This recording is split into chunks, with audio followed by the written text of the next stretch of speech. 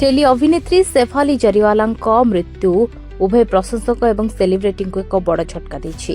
संपूर्ण फिट थिबा शेफालींकर किभଳି हृदघात हैला से नहीं प्रश्न एवं समस्त मन में। अभिनेत्रींकर अंतिम संस्कार सरीथिबा बेले तांको मृत्युर प्रकृत कारण सामना को आसी पारि नाही। तांको व्यवच्छेद रिपोर्ट आसी सारिथिबा बेले डाक्टर तांको संरक्षित रखिथिबा कहिसंती। चर्चा होछि जे रक्तचाप हठात कमी जिबारु शेफालींकर हृदघात हैला। यापर तांकर मृत्यु होइथिबा व्यवच्छेद रिपोर्ट जणा पड़िछि। तेबे आधिकारिक भावे एहार कारण सामना को आसिनी। एहा पूर्व शेफाली जरीवालांकु चिकित्सा करुथबा डाक्तर कहिथिले से गत 5 ରୁ 6 वर्ष धरी जुबा देखा जिबा पई चिकित्सा करुथले। शेफाली 2टी औषध खाउथले जोंतरे विटामिन सी एवं ग्लूटाथिओन अंतर्भुक्त। डाक्तर दाबी करथिले जे एही औषधर हृदय सहित कोनोसी संपर्क नाही।